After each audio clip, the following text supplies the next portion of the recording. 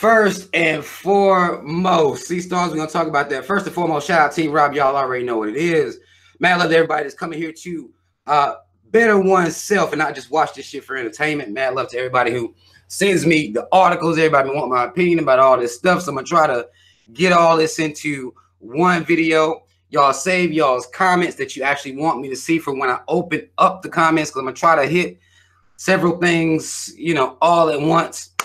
Here at the home of practical Black consciousness, we are focused on bettering ourselves and being more aware and recognizing this bullshit ass anti-Black propaganda, calling out bullshit ass anti-Black Black people and white coons, 3Ks as well. Don't get this shit fucked up. All right.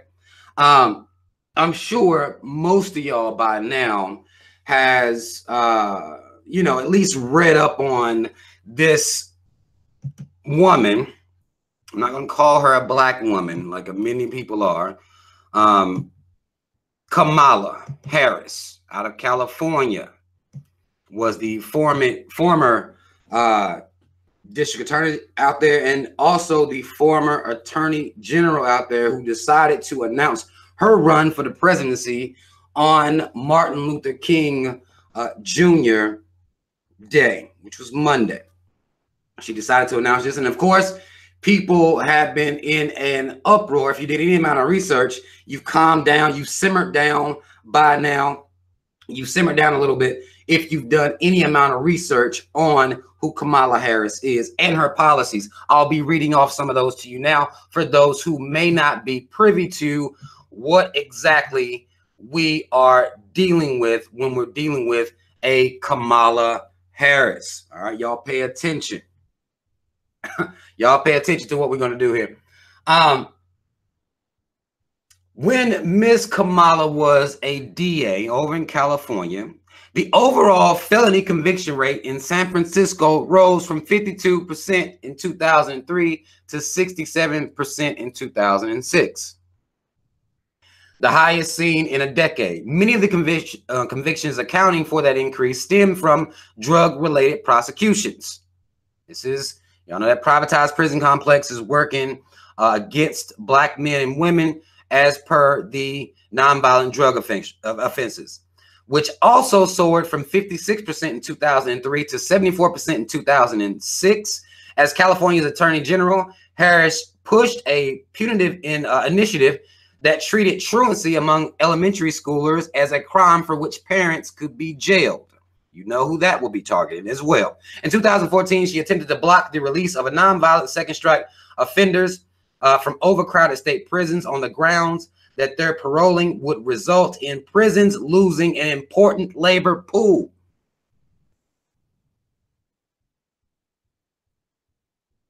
That's a whole lot of anti-Black shit. For anybody that needs that summed up, a whole lot of anti-Black shit. And what she did was, and the genius of how she's trying to run her campaign is the same concepts in which they ran Barack Obama.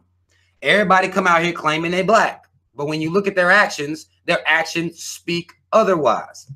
That's how Kamala got off. That's how she's getting off. Her husband is a white man. She wasn't raised here. She's Canadian raised. If I'm not understanding, her mom is an Indian. And I'm talking about literally from India, Indian. And her dad is a Jamaican. She ain't claim no Black shit. Her coming out here on MLK Day, that don't mean shit at all.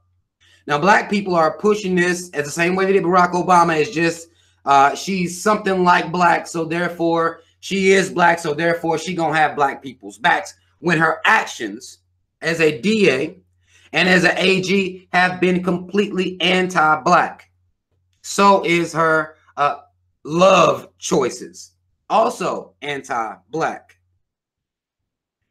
People need to understand that before they run out here getting all excited, showing how ignorant Black people continue to be even after we've watched the debacle that was Barack Obama's presidency. We've already seen that. People are continuing to, you know, we're continuing to fall for the same tricks. We're not making these motherfuckers switch it up on us. She believes she can come out here and run a for the people campaign. We understand what for the people means by now, specifically if you're not saying what people you're for.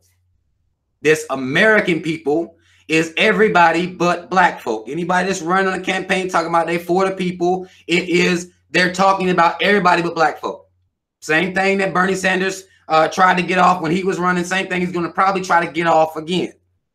Because Bernie Sanders will be back up running his motherfucking mouth, acting like he gives a fuck about black people as well, depending on where he is and who he's talking to. These people change up. But if you watch their actions, they show you exactly who they are. So be mindful. Now, the fact that the popular vote doesn't matter has not dawned on black people yet. This isn't a reality that we are prepared to even accept. I don't believe, because anytime I mention this, there is some fight back or pushback on exactly what I'm saying. The popular vote does not matter. If it did, then Hillary Clinton, 3Ks, do not get this shit fucked up, would be the president right now. We would have had the first female president in history if popular vote mattered. Now, people will chalk this up as a conspiracy. People chalk all this information up as a conspiracy. Donald Trump is not the responsibility of the people. Now, people did vote for this motherfucker, but he didn't win based on popular vote. People don't understand that. I'm getting on posts telling people this, even about this Kamala, even about her. I'm telling people that it's some bullshit.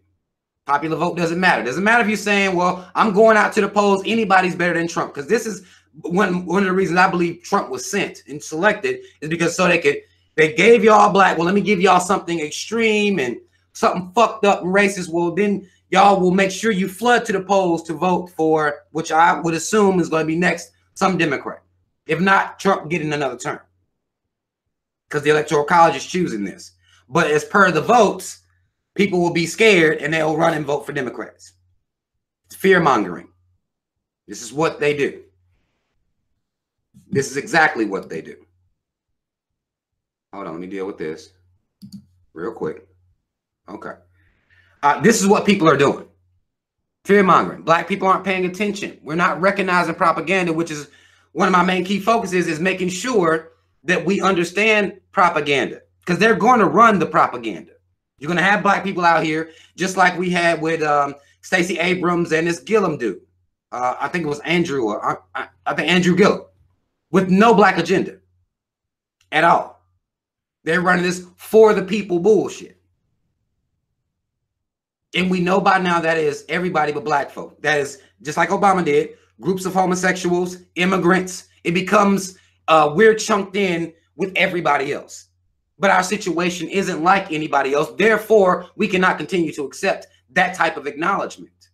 We can't continue to feel good by being lumped into other groups, whether it be even black immigrants. We cannot continue to lump ourselves into these groups.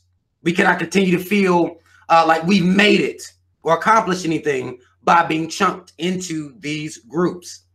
Our situation isn't like anybody else's.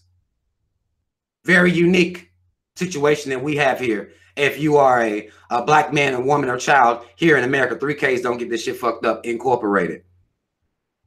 Now, we have such low self-esteem and low self-worth that people are able to chunk us into these groups, and we think we are winning. We think we are moving forward. We're making all this progress. Put a black man, a so-called black man, into the Oval Office, into the White House. The house is still whiter than the motherfucker. When they're addressing you as American people, they're not talking about you, black people. This cannot continue to be something that we're excited about. This cannot continue to be something that we view as progress. That shows our low self-esteem, because we're continuing to take crumbs. We're continuing to be lumped into other groups, and we're continuing to accept that as a people. We have to stop. Kamala is not for black people. Now, she may be for the so-called American people, which clearly her policies show that. If you're funneling black people into the privatized prison complex, talking about that'll be a huge labor force removed. If you're still locking up black people per these nonviolent drug offenses, as well as the 3 strikes. She also was complacent in the Oscar Grant case and trial on that motherfucking cop 3 case. Don't get this shit fucked up, murdering that black man. You look at their actions show you who they are. We have to understand that this isn't hate for Kamala. A lot of people want to, anyway, I was posting about this, they want to look at it as hate. Rob, you always being negative. Everybody always calling me negative. This is just the truth. These are her policies. This is what she did. We have to stop looking at the truth as negative. And even if a person is so-called black, they can continue to be anti-black. This black face trick that they're running on us, it has to stop working on us. If you don't have an agenda set out, when you come out here, if you're not addressing issues that are very specific to the black man, woman, and child in this country, then ain't nobody trying to hear you. We're not listening to you. We're ignoring you. We turn our backs on you. We don't even give you our attention. Since we're going to play in this political arena like it is a real thing, which is a farce. This is an oligarchy. Money runs this shit, which is why people talk about lobbying. Somebody paid for Kamala, as she was an AG, as she was a district attorney as well. She's bought and paid for by white money. So she'll do things for that team. That's how it works. This ain't about hate. This is reality. If you deal with most of the people that are in the political arena that are black people, they have no black agenda. They do not exhibit any type of black pride. They won't even address you unless it's to call you, or I won't even say call you a thug, which what your boy Obama did per what was going on in Baltimore. I won't even say that, but what I'll say is they're not going to address you specifically. That should be problematic immediately. Even these white folk that come out here calling themselves liberal, acting like they love black people. That's a farce. If they're not dealing with you specifically, if they're not talking about reparations and what this country owes the black man, woman, and child, if they're not talking about that, then they're not for you.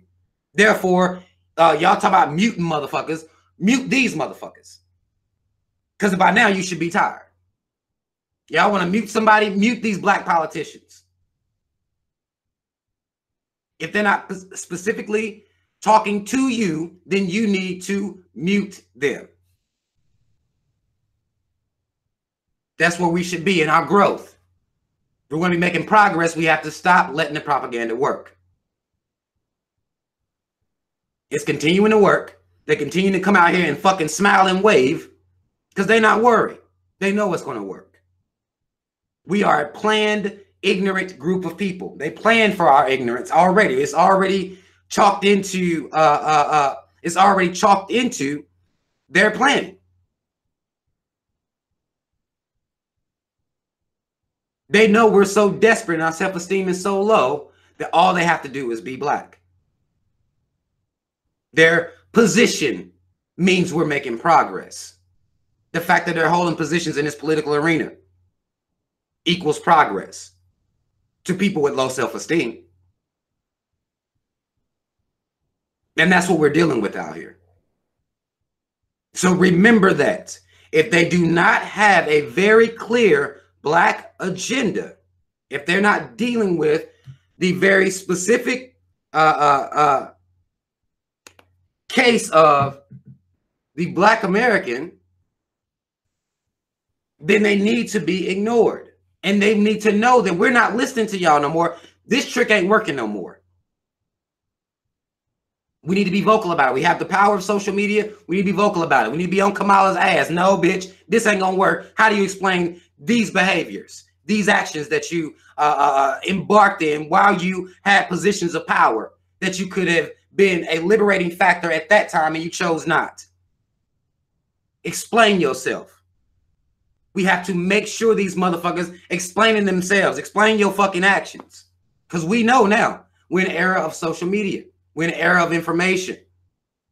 So there's no reason that these motherfuckers can continue to get away with this bullshit. None. Kamala included. Anybody else black that come out here, any white liberal that comes out here talking about he love black folk, but he's against reparations. How? How do you do that? That segues me into y'all's boy, Killer Mike.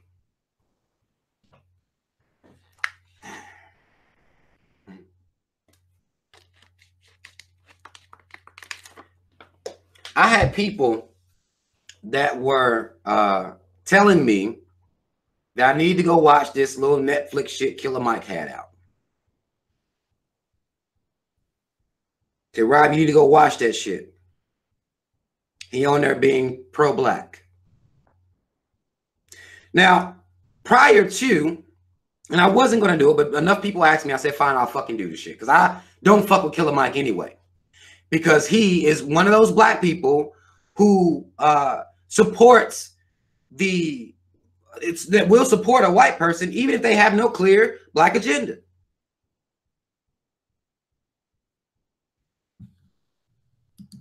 He'll support a white person even if they have no black agenda, which is why he was sucking Bernie Sanders off the whole time Bernie was running. That explained that. As y'all call, I was side-eyeing his bitch ass then. I don't trust Killer Mike. So I go to watch this little docu-series that he has on there. I forget exactly what it's called. Actually, I'm gonna make sure because I want y'all to know exactly what it's called. Let me look this shit up real quick so I can tell y'all the name of it. I watched this. It's in 6 parts.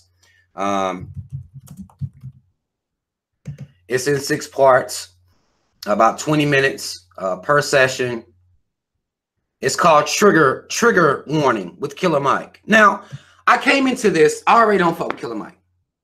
I disagree with his policies on sucking off white politicians for no reason, even if they have anti-black, anti-reparation policies, which how can everybody else get reparations, but the black man, woman, and child don't deserve any. I disagree with that completely. But y'all still support Killer Mike. Y'all still support him. Even though he be on what y'all call soft shoe coon shit. So I watched this shit.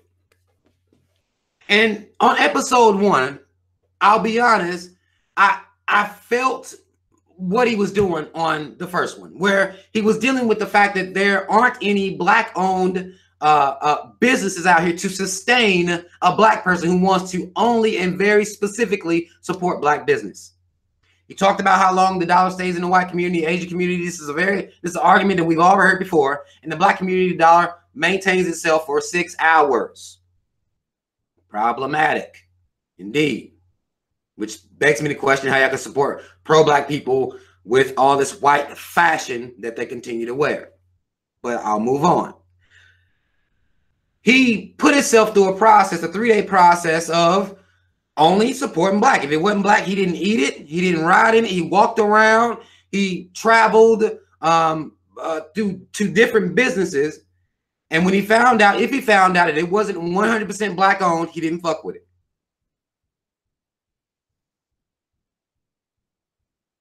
Very telling, because this man is down in Atlanta. This is one of the black hubs. People would consider Atlanta a black hub of America. Atlanta, everybody all black all the time going to Atlanta. Very problematic considering.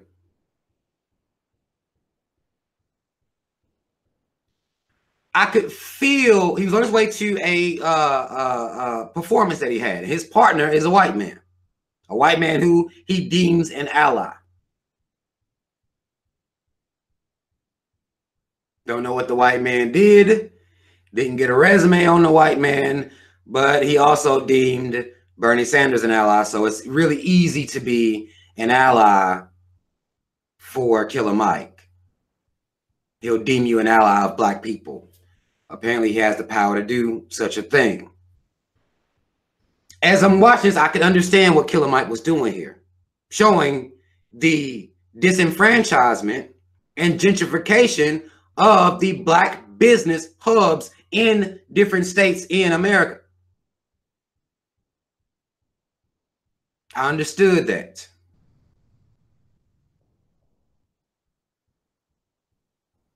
I go on to watch episode 2, thinking that, okay, I'm like, okay, well, he still was on some, having this white homeboy that he deemed an ally. He still kind of segued into, supporting Bernie Sanders. But I'm like, okay, well, black people wanted me to watch it, so I'm going to give this dude a chance. So I get to episode 2.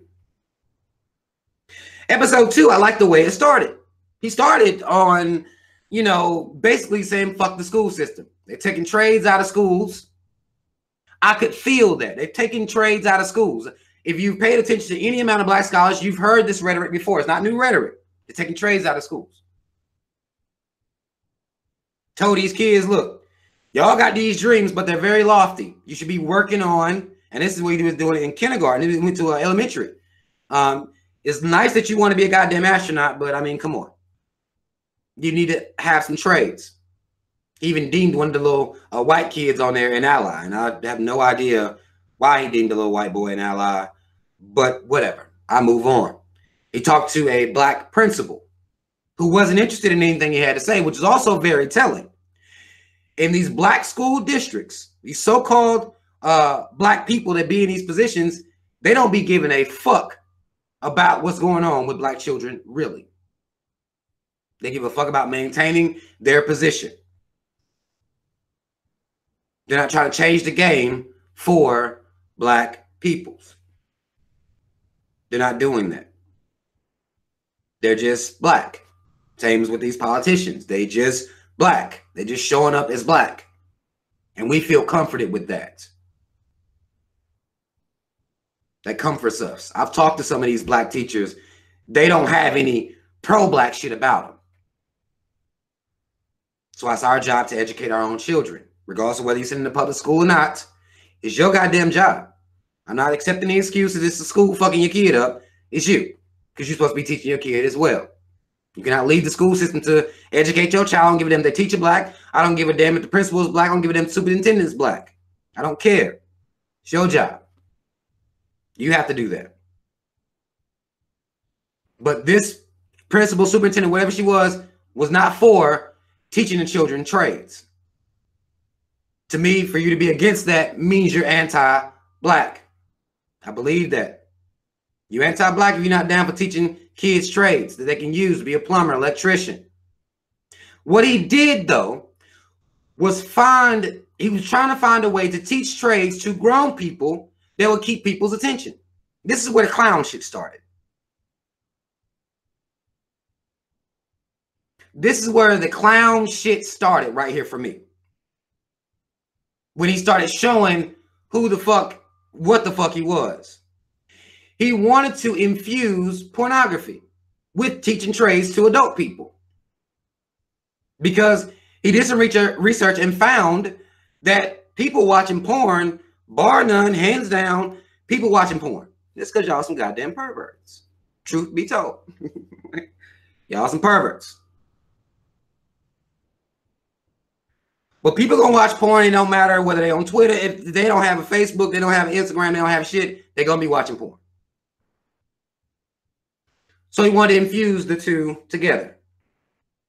This is where a whole lot of gay shit start happening. And I'm not built to watch a whole lot of gay shit. Not built for it. You can call me whatever you want. Homophobic. Call me what you want. I'm not going to look at two men's naked asses. At no point. And I don't feel bad about it. Actually, I have no... I'm at peace with myself because... No. Shit's gay. But this is what he was doing. He infused porn. And it was some gay-ass porn going on as well. So I took it upon myself to fast fucking forward. Thought maybe it would stop. Didn't stop. So I couldn't watch it. I couldn't finish watching the second episode. I'm going to be honest with you. I didn't finish watching it. Because I didn't understand the goddamn mission. Don't know why that would be the angle that you take.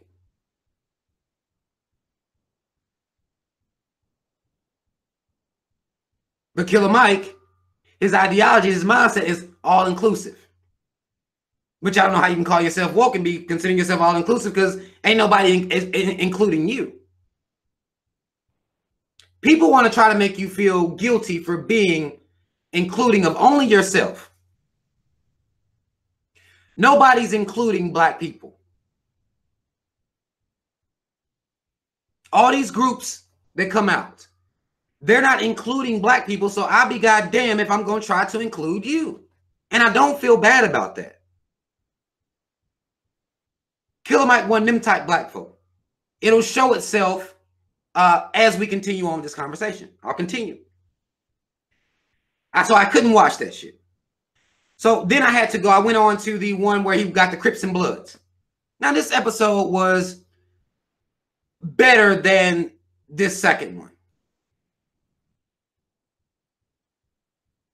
It was better because he wanted to bring entrepreneurship to Crips and Bloods, gangs, Black gangs, like the Hells Angels, which is what the example was. He used a lot. These Hells Angels have became a corporation. They trademark certain symbols and things like that.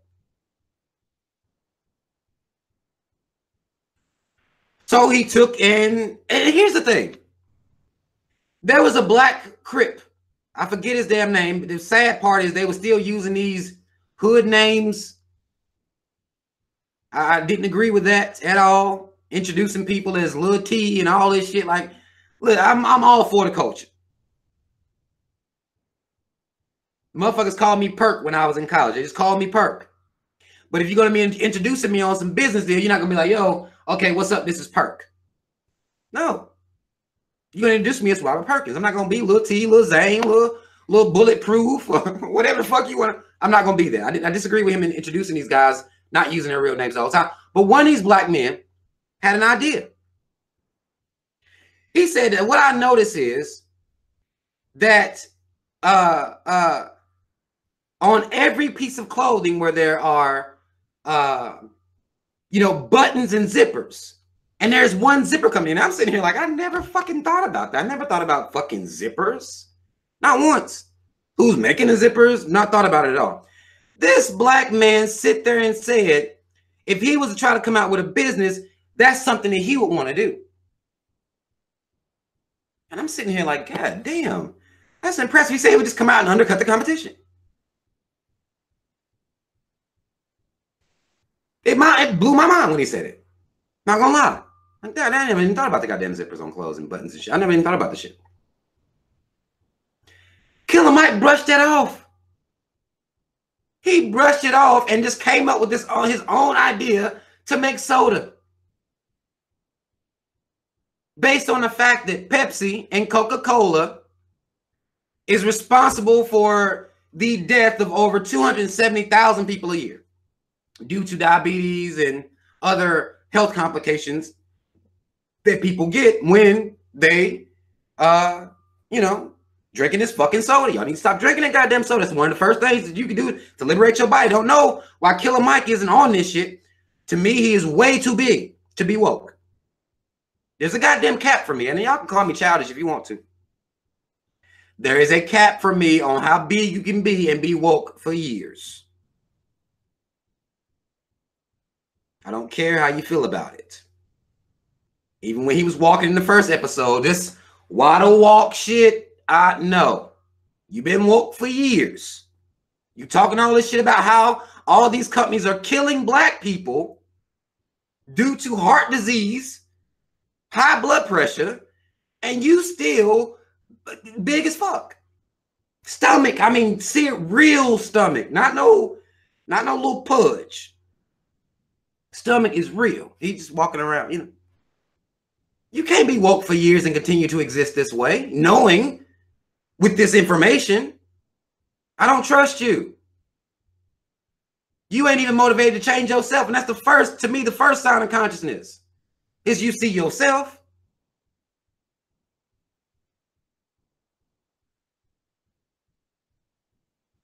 But I'm gonna get back to the story. This man says something genius about zippers. Killer Mike said, no, we want to sell soda. I want to come out and sell soda. What he did was take the high fructose corn syrup out of it and some of the other preservatives is in soda and use pure sugar cane, which made to him, that was a better soda. But like it's still sugar.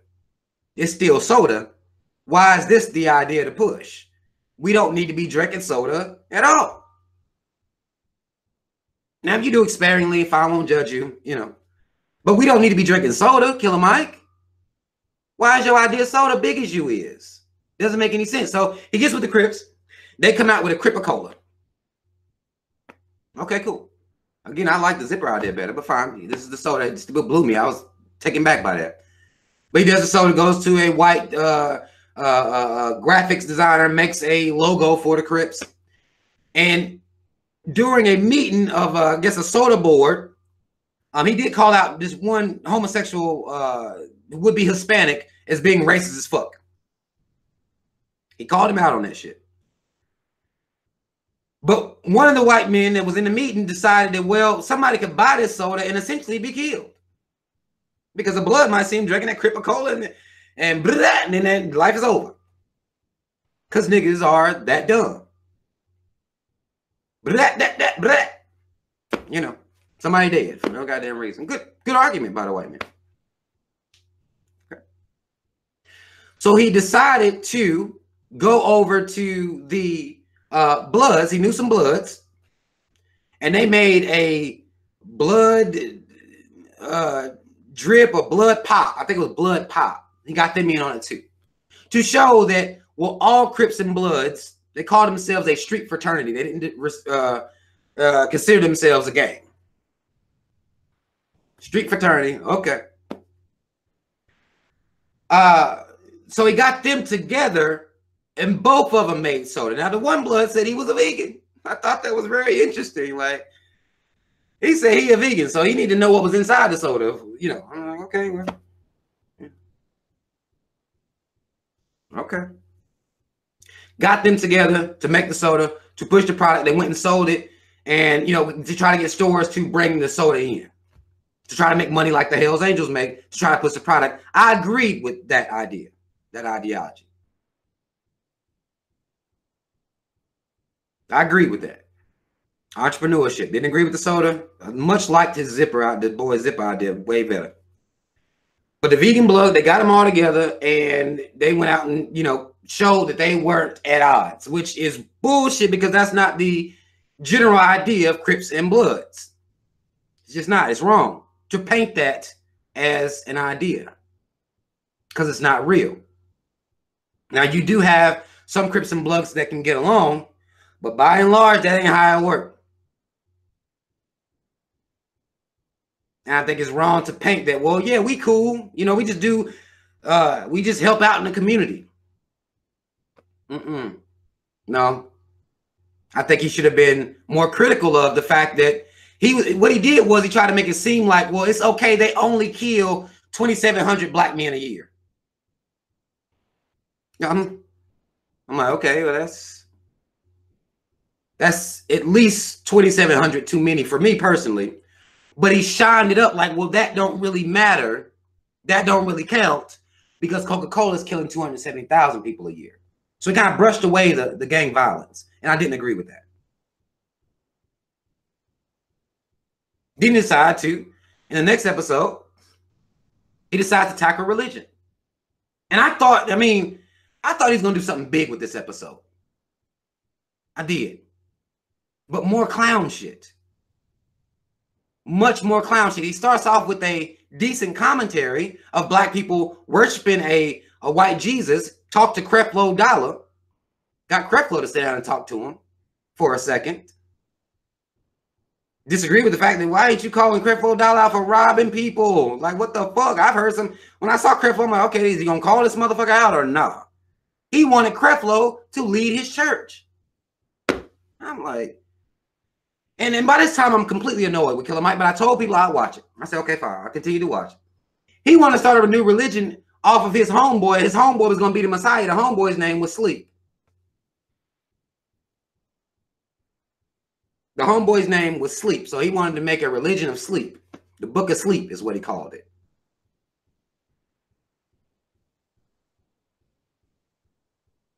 No story. Try to get somebody to write the story. The would-be Bible was empty. He talked about how black people deal with sleep deprivation due to the environment that we live in. A lot of us grow up in a goddamn war zone. I agree with that. But I'm sitting here like he could have done something powerful with exposing religion and how it's affected and indoctrinated the minds of black people if he wanted to. This motherfucker talking about the book of sleep.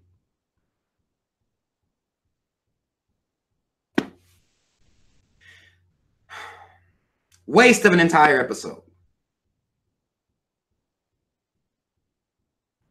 Then he goes on to do this music group. He want to bring in some multicultural from all backgrounds. If I can get all backgrounds together, then somehow I can break through and make people understand. No. He had a racist, a homosexual, a Christian, a feminist, a Black Lives Matter representative, and they all got together to make some song. A Jewish woman, white woman. I'm getting tired of motherfuckers calling them Jewish. That's a religion. A white woman who is of the Jewish religion. So we need to start saying the whole goddamn thing. But nonetheless, he gets all them together to perform this dumbass song. One of the white Trump supporting motherfuckers called himself a white nigger on there. And by this time, I'm like, well, Killer Mike can't be serious. This is now we went from homosexual pornography to Crip-A-Cola and blood pop to Book of Sleep to multicultural song with a bunch of dumbasses. On the last episode, he goes to push for exoneration from, you know, to pull itself away from the United States of America, to succeed, essentially. Some of you remember this. This is what the Civil War was fought over. So he comes up, buys some land, and calls it New Africa. Now, in New Africa, you got white folk. Immediately, I'm like, what the fuck you mean? Puts the white Jewish woman in head of a piece, and you know his wife was there with him, which is one blonde weave wearing black woman is his wife. I mean, like, nigga, you can't be woke. Like, stop playing with me. But fine. You know, where he tries to come up with his own place. Got these black folks sleeping in tents. Like, you're making a mockery of what black people before you that really are about this life and this knowledge and this information. You're making a mockery of it. That's what it felt like to me. A fucking mockery. You come up with a place called New Africa and it's white folk in there.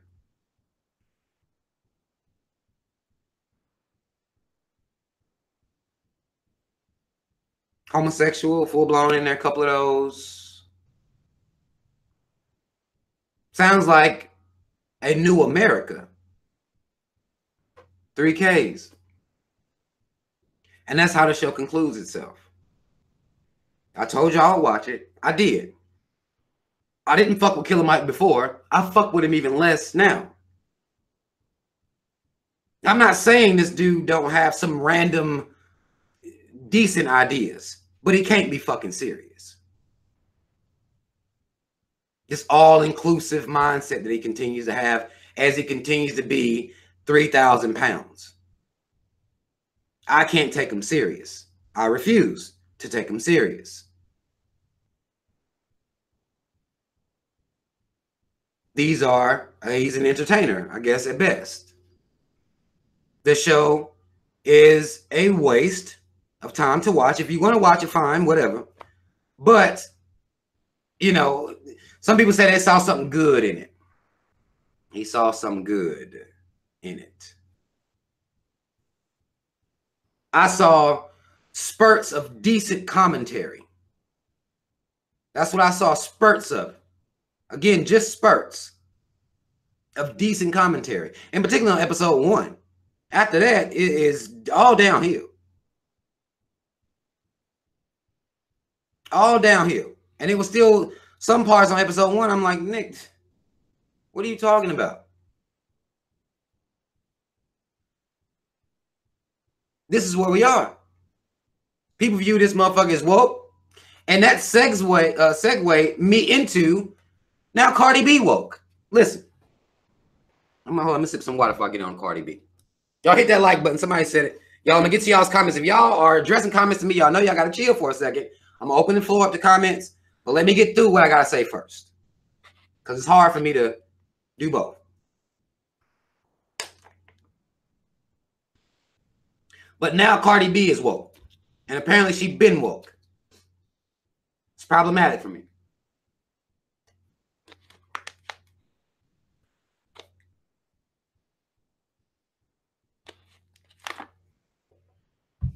This is how I know this woke shit. It was already it was becoming a joke, but now it has to be a full-blown joke. It's a mockery. Y'all playing out here at this point.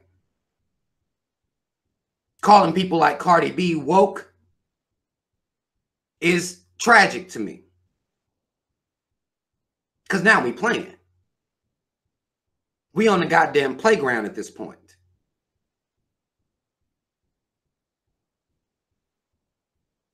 Now, here's what I'll say about y'all girls, Cardi B. One, I believe she is anti-black. Y'all can call her a black woman. I don't give a fuck what you deem her as. To me, she's anti-black.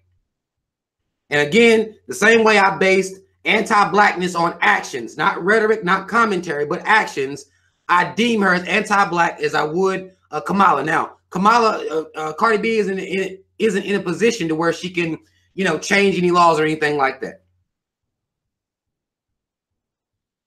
But her actions show her to be anti-black, as well as some of her rhetoric as well. Y'all just done brush it under the rug. She can call black women roaches, and that's fine. Y'all, you let that slide and watch her on Love and Hip Hop, this completely anti-black show. Let her be on there, and that's fine. And, you know. Now she woke because of something she said to Tomi Lahren. Now, Tomi Lahren is an easy target for anybody that is black. Tomi Lahren is a white supremacist, white bitch who is one of them Republican conservative white bitches. That's all she is, and that's it. But apparently, she said something to Cardi B. Cardi B says she a dog walk her. Now, I'm unimpressed by this type of ignorant rhetoric. But she was championed by black people as woke. Like, because she said she would dog walk Tomi Lahren. I'm like, hold on now. Here I am out here having to be a decent person to be considered woke. I got to know what the fuck I'm talking about. I have to be consistent to be considered woke. She's considered woke for saying that she will dog walk a white bitch.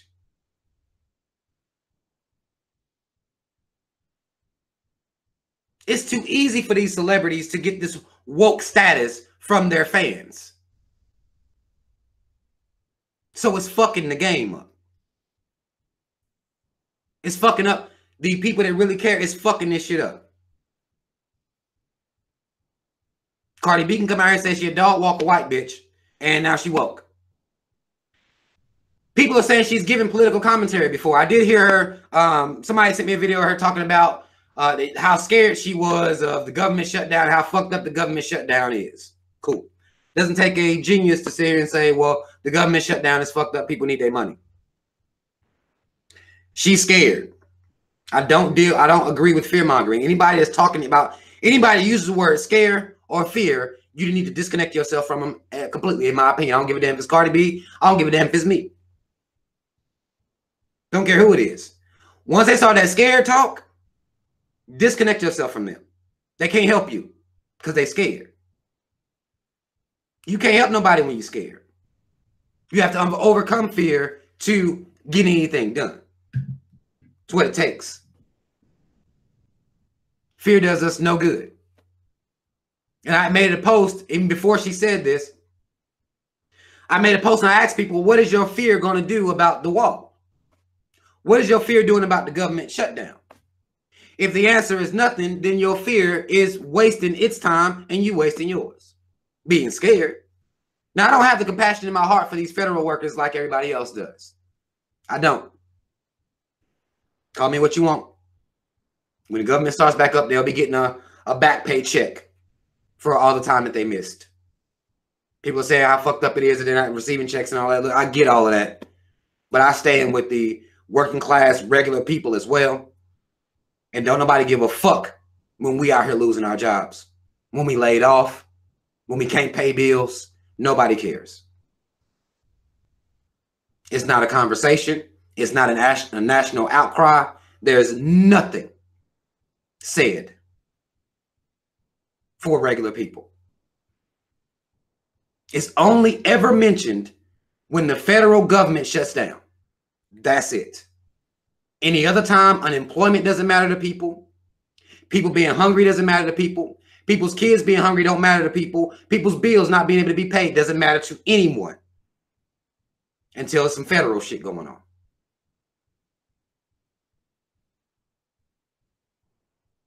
So I don't have the sympathy in my heart. Some people call me cold for it. Fine. I don't care. Nobody cares about regular people.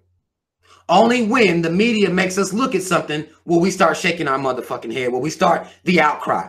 The media controls y'all's outrage, which is the same thing that happened with R. Kelly shit. Media controls it. They show it to you enough. Look at these federal workers not working. I seen some homosexual black man get on TV. I mean, I'm talking about, you know, makeup and all. Oh, you know, that's so sad. These federal workers need to be ready for a goddamn shutdown every year. They might as well go ahead and get ready for it too. It's happening every year. I mean, the fact that everybody has to get into a goddamn outcry every year is problematic for me. But if they put it in your face enough, here comes the public outcry. They're not putting in your face regular people who can't pay their bills, who's starving out here. Nobody cares. So the same way everybody treat regular people when they lose their job, the same way I'm treating these motherfuckers. No offense. I'm keeping what y'all call the same energy. Right? I'm keeping the same energy for them as y'all have for everybody else. Simple for me. Not saying you got to feel that way. That's how I feel. But now Cardi B can come out here, represent black men and women and children. We just seen, I don't know if y'all saw it, and I hope if you don't have to see it, don't watch it. The video she just got with some other anti-black black women on here twerking on a goddamn video.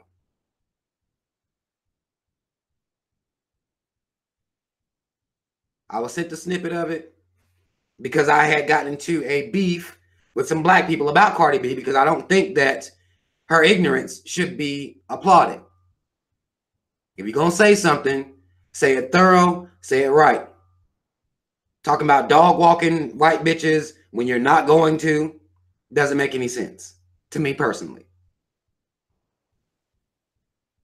You go fight that white bitch, now you the one getting the lawsuit. That's how dumb black people are because, again, we'll celebrate ignorance, stupidity, dumb shit. Like that white bitch. Now, Tommy Lauren is a white racist whole bitch. I mean, okay. But she didn't threaten her to fight her. She threatened to fight her, and black women is just... No, because if Cardi B really fights her, it's going to be a goddamn lawsuit. You don't clap up ignorance. Then her anti-blackness shows when she gets on videos and all she has to do and offer to the world is her ass shaking.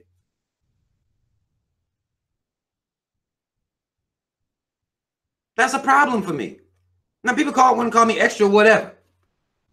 Our little black girls need to know that they are more than ass shaking. And they're not getting that from these entertainers. They're not getting that from these people that y'all make famous.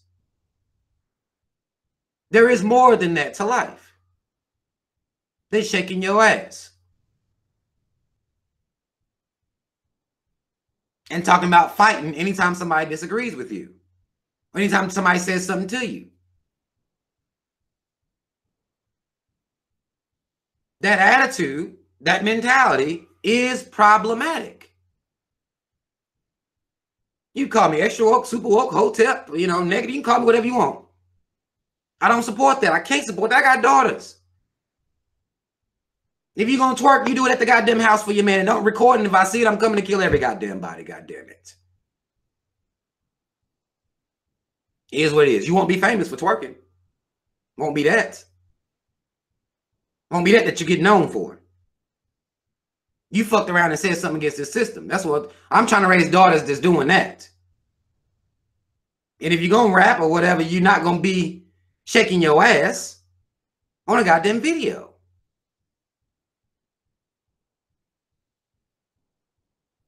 And then turn around and talk about the objectification of women. I can't deal with it. Now, Cardi B didn't make a good point. I'm going to sit here and I'm going to be even and thorough with this. She made a point to say that just because she does shake her ass like that, just because women walk around and may be half naked, does not mean that they deserve to be sexually assaulted or chastised or harassed in any way by any man. I agree with that. Give a damn if she butt naked.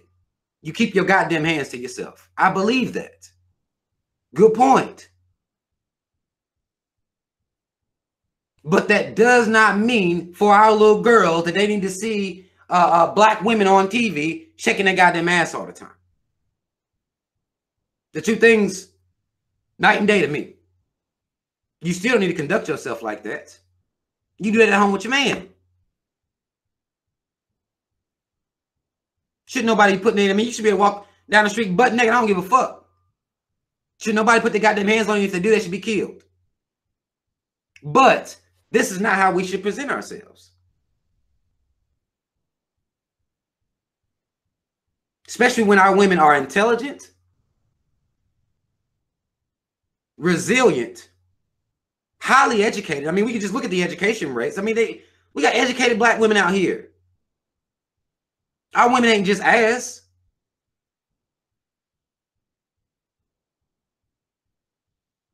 And if you say this, black women will get mad at you. There's something wrong with that.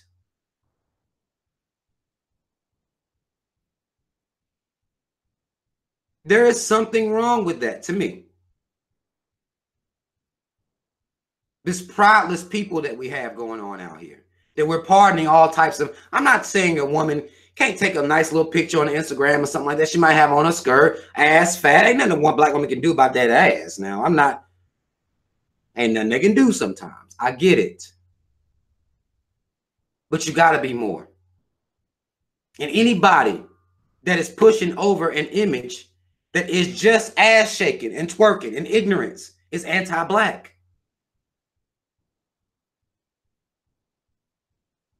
They ain't woke.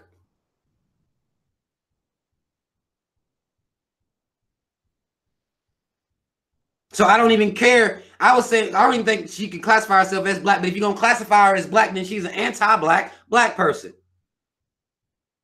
I sit here and I watched, I think it was John Henry Clark. I watched him and it was an old debate he did against two white motherfuckers. And he talked about anti-black black people. Now, he didn't word it like I worded it, but he talked about that. These people are dangerous people because they cause us to be out of line because most people are anti-black black people. It causes our line. We can't get in formation because these people are always, you know, rocking the motherfucking boat. Out of line. Segues me to my last, we'll talk about the Super Bowl and I'm going to take some of y'all's questions. On these motherfuckers are being canceled for the Super Bowl. These are anti-black black people. If you are performing for the motherfucker, if you performing for a halftime show in the Super Bowl, to me, you anti-black. I don't give a damn if your name is Big Boy. I don't give a damn if your name is Travis Scott. I don't even give a damn if you are a legend like Gladys Knight. You are anti-black. You know what the movement is. You see what the movement is. You see what the boycott about. Now, I am seeing something resurface that I need to make very clear here. I'm seeing this resurface. Where now, and speaking of football, I'm going to talk about Marshawn too, but hold on. But now, it's being resurfaced, this story about Nike. I'm going to read the headline here. It says, Nike donates millions to Republicans while making billions from Kaepernick endorsement. I'm seeing that resurface. This story is from September 2018. This isn't new. So when you see this story, understand, black people, this isn't new. Nike giving Republicans money is not new. When they backed Kaepernick and y'all was so happy, and I was telling y'all, no, it's wrong, y'all, it's wrong. Rob, you negative. You always got something negative to say. Okay. Now I'm like, oh, look at Nike. Well, this is September 2018. Y'all late. So save your fake anger. Save your fake mad. You don't give a fuck, because when people was trying to tell you what was going on, you was just calling them hoteps. You were told what was happening. Just like we told lame-ass Chrisette Michelle, because I seen a story about her, this is random, about performing at Trump's inauguration. Now she's somewhere depressed, talking about she got mental issues and lost a baby. Motherfuckers done tried to tell you. You were warned. But don't nobody want to listen to us because we just angry hoteps. We trying to take y'all's fun. No, we see the game. I contend the fact that these white motherfuckers out here playing goddamn chess and black people out here playing tic-tac-toe. I contend to that. We don't see big pictures. We don't understand big picture. We playing tic-tac-toe.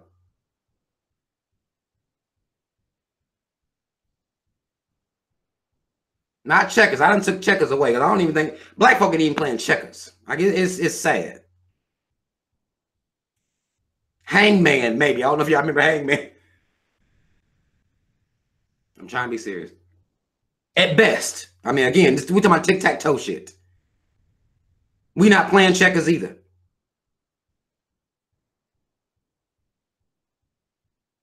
But this is not new information. So when you see this story going around, no, don't be mad now. We've been told you this was going to happen. It's what they do. Nike is a white-owned corporation. It will continue to look out for the interests of white people. Bottom line. Bottom line, that's all there is to it. And we need to get over it. Let that be what it is. Back to the Super Bowl. Anybody performing anti-black, I don't give a damn who it is. It doesn't matter to me how people feel about them. Gladys Knight out here cooning it the fuck up. And she has one of my favorite songs of all time. That Midnight Train to Georgia. But I learned Gladys Knight's a fucking Mormon. Okay.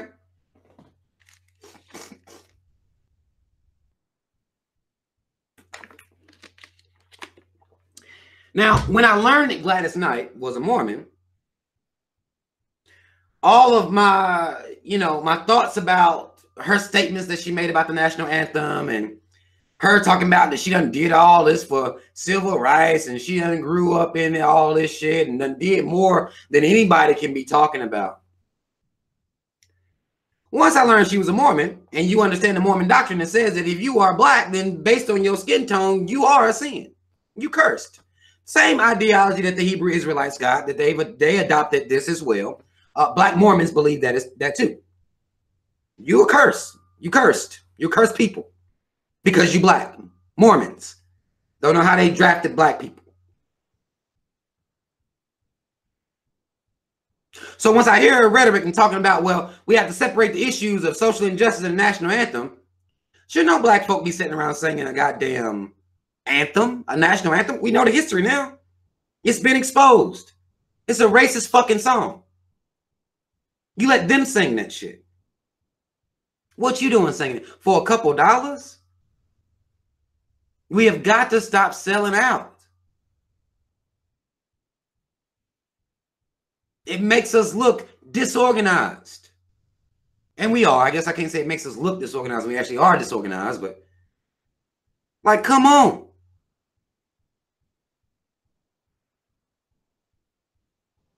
And if a black motherfucker decides to sign up for a religion like that, we have to know that they're already gone. So see, I didn't know that.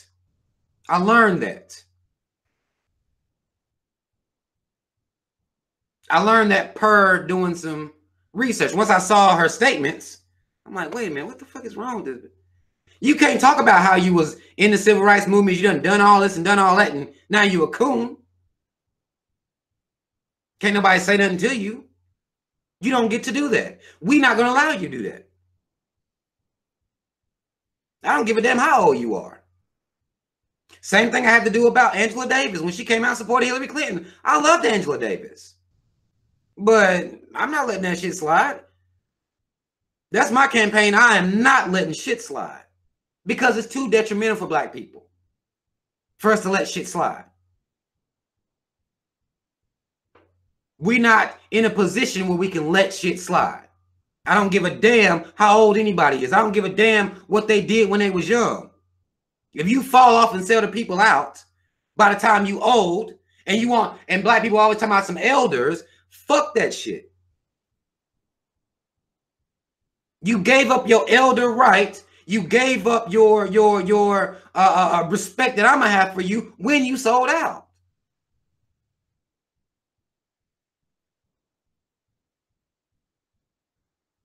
I don't care what you did. You should know what you did, understand the gravity of what you had to do, even doing it, even why you had to do it, and know that shit ain't changed. And you should still be motivated until you in the motherfucking grave. You don't change. You don't get tired. Fuck that. I don't accept that. I don't have to. Not saying everybody else can't, but I don't accept that. Now, I will say, as we're talking about the NFL, big respect to Marshawn Lynch, who's out in Cali buying up property to combat gentrification. I've been talking about this shit. Y'all tell me this can't be done. This is one man now. One man. Y'all telling me this is impossible for this to happen. I've talked about people, you've even heard people talking about black people buying up the hood. You've heard of this terminology before. This ain't the first time you've ever heard of it. Marshawn Lynch buying up property to combat gentrification. Every black NFL player, why they ain't doing that? What excuse are y'all gonna come up with as to why this can't happen? It's too hard, Rob. They can't just do it. Somebody gonna kill them. Marshawn Lynch doing it. And before he was doing it, I knew it could be done anyway. Now imagine if all the people y'all called woke, all the people y'all deem as woke, imagine if they really was about that life and was doing the same goddamn thing.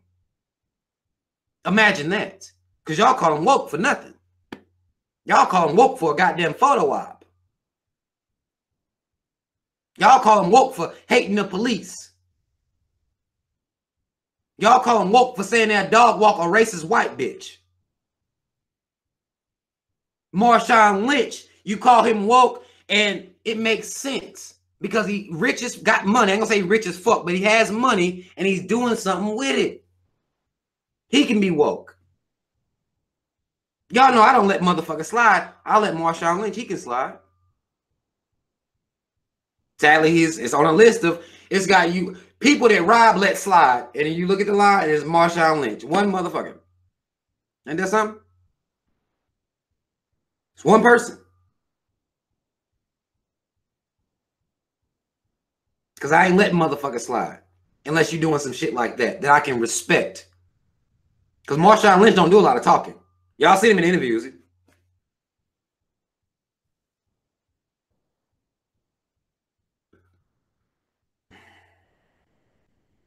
Not talking, not doing all that shit, you know. Out here putting in the work. In America, 3Ks. Again, he didn't go to Africa and do it. He doing it right here to combat gentrification right here. Because y'all call motherfuckers woke for going overseas and doing shit for the motherland. Not saying anything's wrong with that. But I mean, there's problems happening right here. Shit's real right here. He combating gentrification right here. I can respect Lil Jon building the schools over in Ghana. But just last year, schools in Baltimore didn't have no goddamn heat. Black kids in there freezing. Something's wrong with that to me. I'm negative. I'm overwoke. I'm a hotel. Call me whatever you want. But Marshawn Lynch is actually doing something, putting some money behind something. I'm actually glad I get to actually say something positive about one of these motherfuckers is doing something. So y'all can't sit here and say, well, Rob, you always negative. It ain't my goddamn fault. Yeah, I can't support these motherfuckers because they always fucking up. They're always doing anti-black shit. Marshawn Lynch is actually doing something that's very pro-black. Jay-Z, Beyonce would never. Now, I'll get to y'all's comments. Let me see. To summarize that last part, Gladys Knight's a coon, a Mormon coon, Travis Scott's a coon, and Big Boy of Outkast, Aquemini, is a goddamn coon as well. So, actually, his name is Marshawn Lynch. The Beast is what they called him when he played football, when he was playing football. I don't even know if he still plays or not.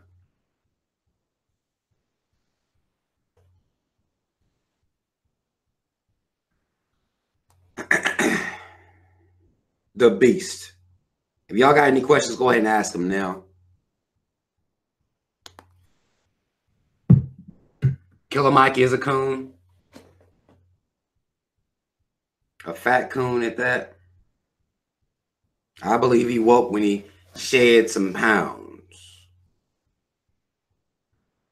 Goddess Ayana, you say you're so disappointed in who? Big Boy? I mean, he never said he was woke. I don't think he came out here and tried. I don't know. I don't keep up with Big Boy like that because I never really fuck with him like that. I fuck with 3 Stacks. I never really fuck with Big Boy like this, but, you know. Goddess, you came in the video. You came in late. We talked about Killer Mike. And if nothing else, to summarize, Killer Mike supports Bernie Sanders. If you don't think he's a coon for nothing else, he has Bernie Sanders' old white dick shoved in his mouth. To summarize. And that's before we even get to the Netflix 6-part little docuseries that he made. If you go watch that, you'll see how more so of the coon shit. But we talked about Killer Mike. Actually, I went into detail about every episode he did. You must have just got here. You must have just got here. Anybody supporting anybody white that's anti-reparations is a coon. Just to summarize.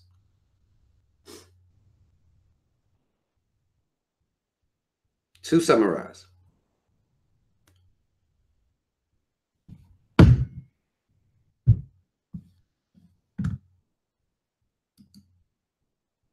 It's okay that you late. It's all good.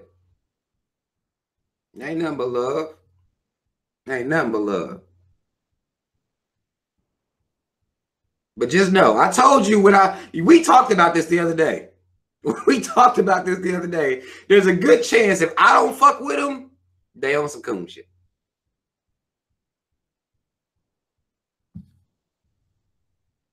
What's up, John Jackson? What's up, man? What is up? Kamala Harris, also coon.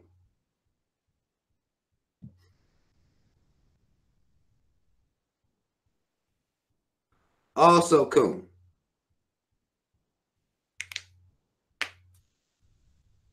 Cardi B, y'all can call her black, and she's a goddamn coon. It is what it is. Nothing I can do about any of this. I did see Jay-Z and Meek Mill. I actually shared this.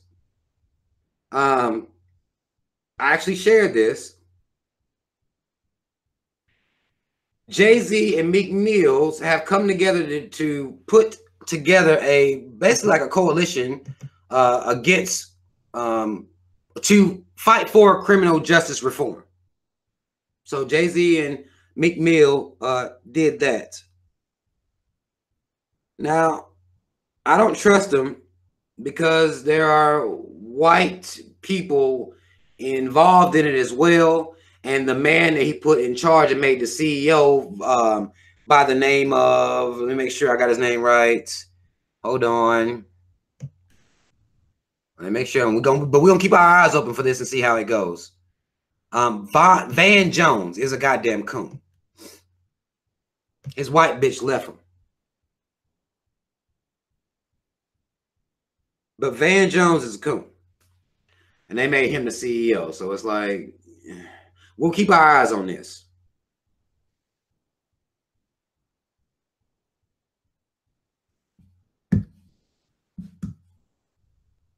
We'll keep our eyes on it. They have a lot of white faces involved in it.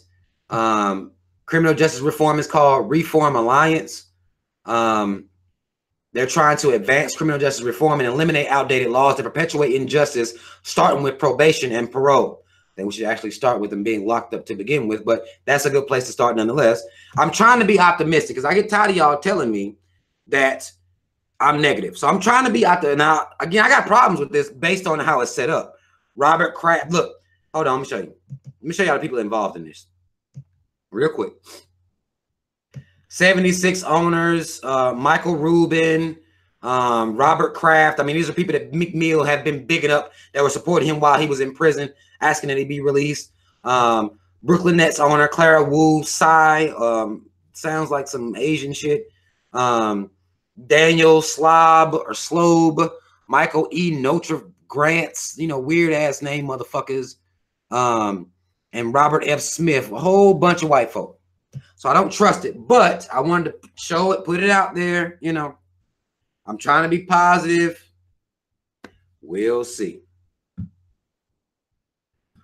Okay, somebody asked me about Umar Johnson. What about Umar? I'll be more specific as to the Umar Johnson situation. I told y'all when y'all make these comments, you gotta give me the full spiel because I don't keep up with a lot of people. That is a scripture on my arm. It's John 8:7. Natasha says, "Let he who is without sin cast the first stone." That is a scripture on my arm. Back when I was a Christian.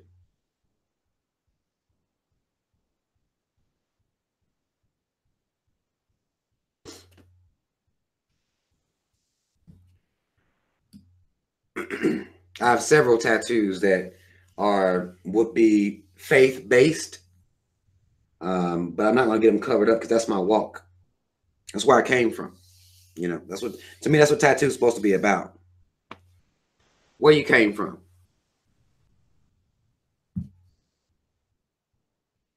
Okay, Tarisha Zaka says about the school. I thought we already dealt with Umar about the school. I thought you already dealt with Umar about that. I thought so anyway. Am I missing something?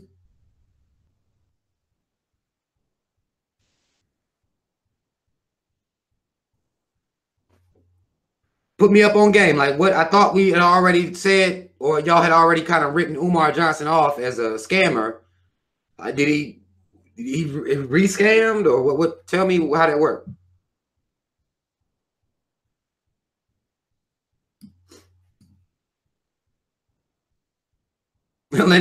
Linda time I go back to believing. No, I'm good. I'll let y'all have y'all's cult religious beliefs. I'll let y'all have that. Y'all can do that yourselves. Yeah, I'm confused. Like I thought we already did that with Umar. Unless he rescammed.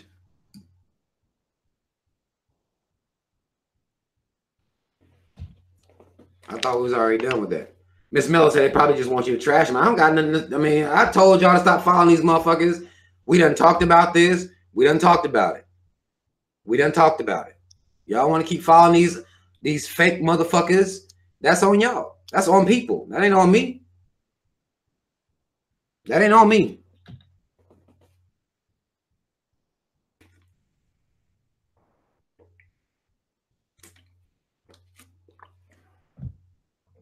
That's not on me. I done told y'all to cut that shit out.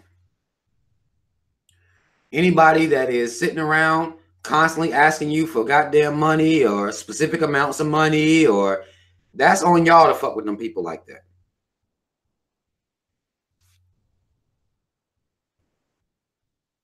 That's y'all's choice. Y'all could be fucking People could be fucking with me, they choose not to.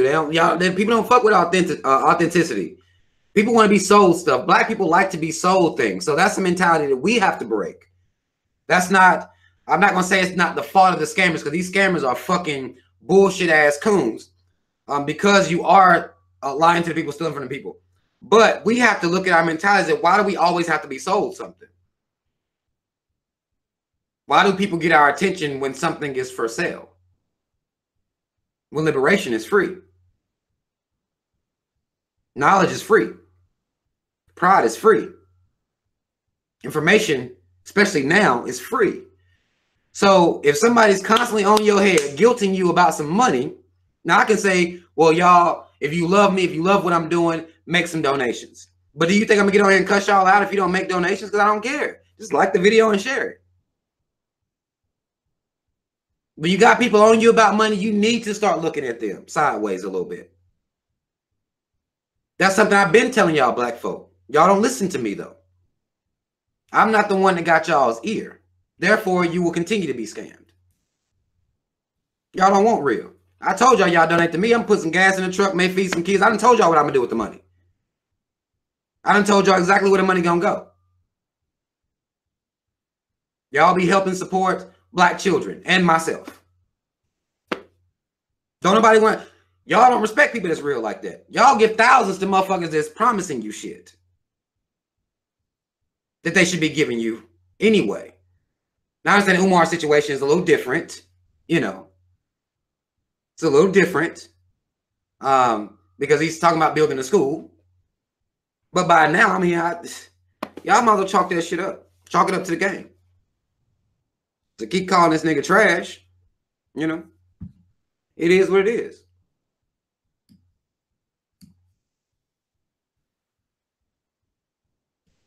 Tarisha Zaka says, don't want you to trash them, just your thoughts on it if you believe him, because I know at one point Rob used to like Umar. Well, yeah, I did, but we've been dealt with that. This old. So making it seem like it's new is what's the problem that is what would be confusing for me, because it's old. I've been done told y'all, and I keep telling y'all every time y'all talk to me about a scam, I'm like, I done told you. I done told y'all. I done told y'all. I done told y'all. I done told you. I done told y'all.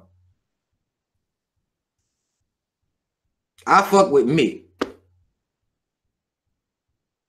So that's who I fuck with.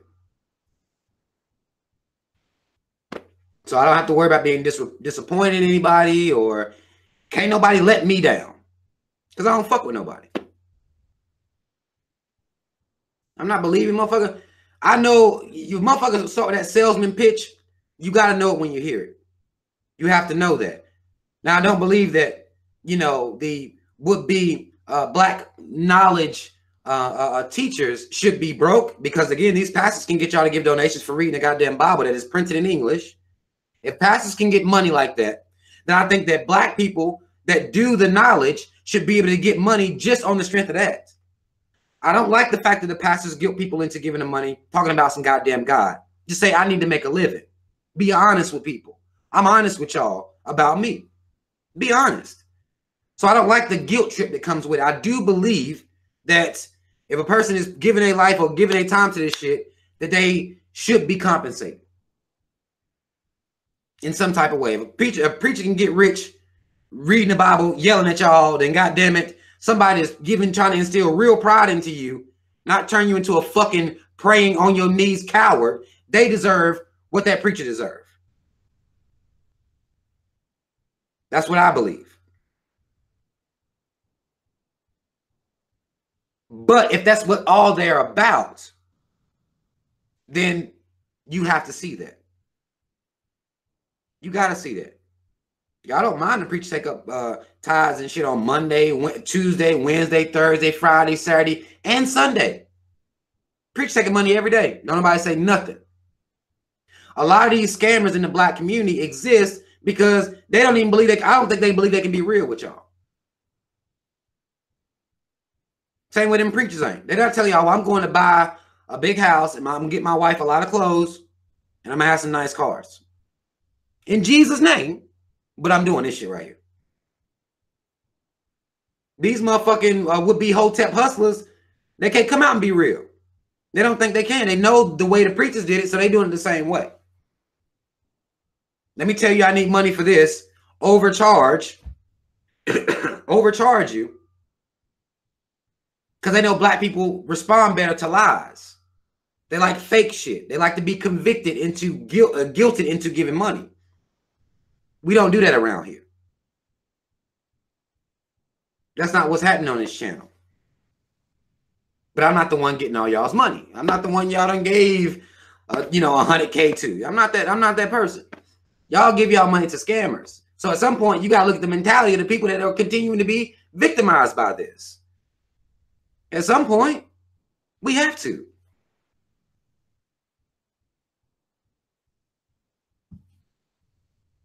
We have to. And the fucked up part that they add into the game is the fact that, you know, these scammers are being painted as the whole team. Like, we all like that. And y'all don't vouch for real people. Y'all ain't vouching for the real, authentic people.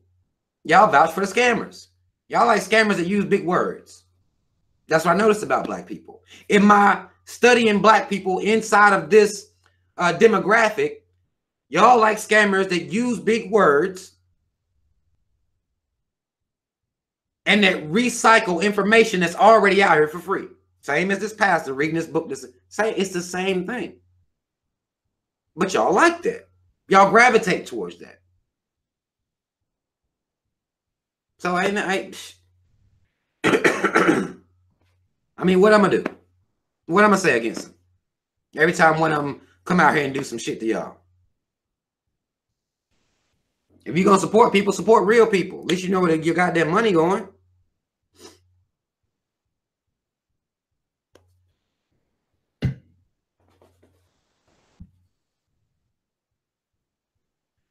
Sunnyside 1984 says most black people appear to think that if they sacrifice financially, then it must be the detrimental part of our life, so it can be harder than this, right? I mean, it's a sad mentality.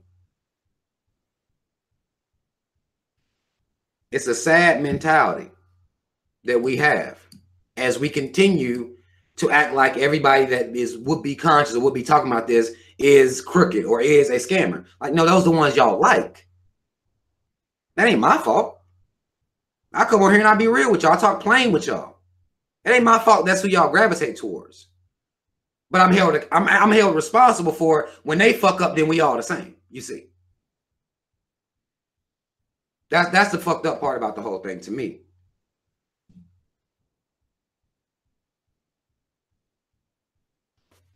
Help me pay my goddamn light bill. I ain't gonna lie to you. Shit. But y'all don't respect that shit.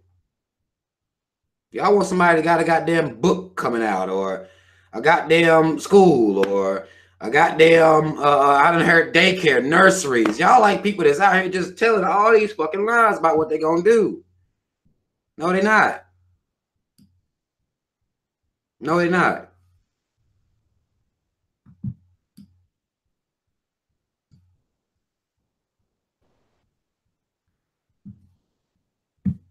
S. Rogers, that's most definitely true as well. No one's doing their due diligence to ensure these people stand behind their word before sending in money. And when I'm listening to these people, I can tell. I don't even see what due diligence need to be done. I can just listen to them and tell. If everything is about give me money, give me money, give me money, give me, like that, at some point you have to look at that like, you know, I got this for sale. I got this for sale. I got this for sale. I got this for sale. Buy this, buy this, buy this, buy this. Like, at some point, you look at that rhetoric and you have to me anyway, something inside you have to be like, well, shit. You know, it ain't even a matter of, to me, like, these motherfuckers are very clear. They make it very clear.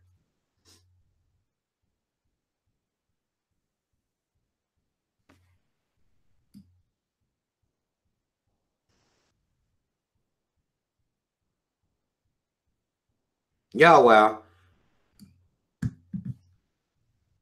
Forever in My Dreams 331 says, Rob, what's your opinion of that white missionary who was killed in North Sentinel Island? That's a while back. Well, no, I ain't gonna say super long while. But what you mean? What's my opinion? Like, such is life. Jesus might have not got on the boat with him on his way. Maybe Jesus was like, "When I'm gonna set this one out, I know them niggas is crazy over there. I'm gonna send you out there by yourself, but I'm not gonna tell you that you're going by yourself." And he sent them over there. He got fucked up. That was Jesus. That was on Jesus' watch. That wasn't me. I'm like, hey, you better leave motherfuckers alone. If folk don't want to be bothered, they don't want to be bothered. If folk don't want to be bothered, they don't want to be bothered. Jesus said, nigga, I know them. And I'm not going over there with you. So, you know, you on your own with this one. And of course, like any other white motherfucker, they decided to go anyway. Regardless of what all the signs said, no, don't go. So I can't really have an opinion other than, you know, such is life. You know what I'm saying? Ain't nothing too much to say about that.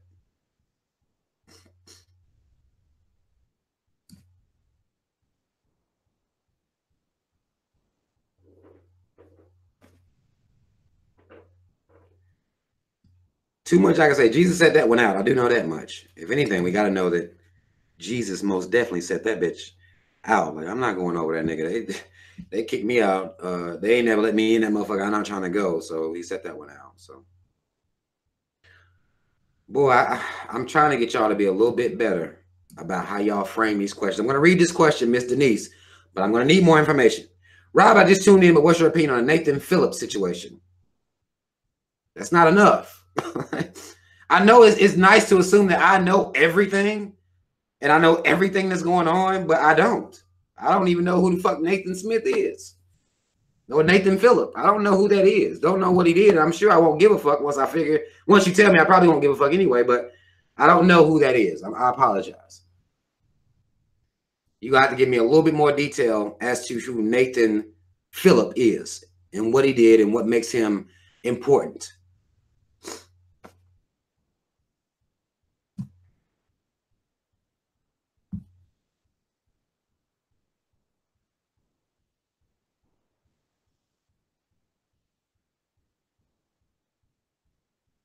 Denise Young Moore says the Indian dude and the MAGA boys, he's the Indian man. Oh shit. Okay. The one would be so-called Native American that was there with the white boys with the hats on chanting, and I think he cried a little bit or something. Is that him? I posted about that. And I had a problem with people when I saw that. I had a very serious problem when I saw people talking about that, because these white folk are continuing to be white. They're continuing to be white. And we are continuing to be shocked by them being white or acting white. To me, and when I posted about it, of course, I take different angles on things. I don't understand our mentality. These white folk is on code. They stick together. They racist together. They are, to me, when I saw that, I'm like, oh, okay, this is them doing what they do. They swarm and try to intimidate with their racist rhetoric. In the days of old, they would have swarmed him, lynched him, and had a goddamn picnic over his body in the town square. These people ain't that much different. Like to me, it's problematic that we continue to look at these people like, oh my God, look at them. You look at them. Where are they getting that shit from? They mom and them. What are we teaching our kids? We teaching our kids to love them, revere them, look up to them, and seek acceptance from these same people with these goddamn hats on. So it's just like, I don't have nothing to say to them. Because I know black folk is you raising your kid to be intimidated by him. You raising your kid to cower to that motherfucker with that red hat on. That's how you raising your kid. To seek acceptance from him with that red hat on. That's what you doing. I don't care what he's doing. when I speak about this, I know it may sound crazy to y'all. Like, Rob, you gonna call them crackers? You ain't gonna come out here and no, I'm not. If y'all, there's a different channel for that.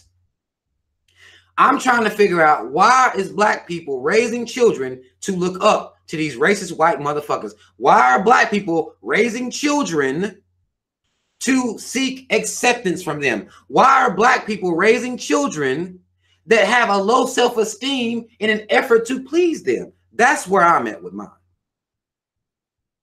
I don't give a fuck about these white motherfuckers. I don't care. I saw another video of some white motherfuckers. As a white woman said some black kids ran over her shoe on a bike, and a white man came up with a gun and ran him off. Look at this, Rob. Okay, here's a white man protecting his mama. When are black men gonna protect our mamas like him? I'm taking different angles at this shit to continue with the same fucking rhetoric. It's not getting us anywhere. I can continue to say, oh, look at him, he racist. Oh, look at her, she racist. That's a waste to me. I'm trying to figure out, why aren't our people exhibiting black pride? Why are we cowering in situations like this? Why are we not protecting our women, our children, like these motherfuckers? There was a strange white man that came and protected her, being surrounded by a pack of what he called niggers. Why aren't we teaching ours to do that? That's my question now. I don't question the white man and his mama. I don't question their ideology. I don't question their mentality. I don't care, because they're getting that shit from home. What are we teaching ours? That's where I am with mine. That's my mentality now. So I'm going to sound a little bit different than everybody else.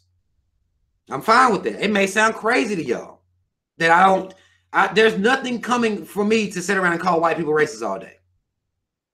We've been doing that for years, decades, centuries. White people racist, and white people looking at us like, That's all they're gonna say is And then when they do some racist shit, they're gonna still say Oh, that's just one special case of racism that had happened on that time. We don't act like that. This is what they've been doing the whole time. So I can't keep calling them racist.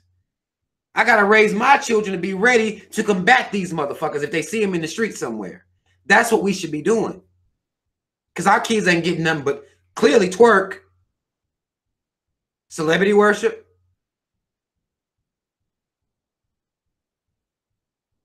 and seek white acceptance at all cost. You sacrifice your blackness for them to accept you, for them to like you. That's something that's raised into our black children who have low self-esteem and lack self-love.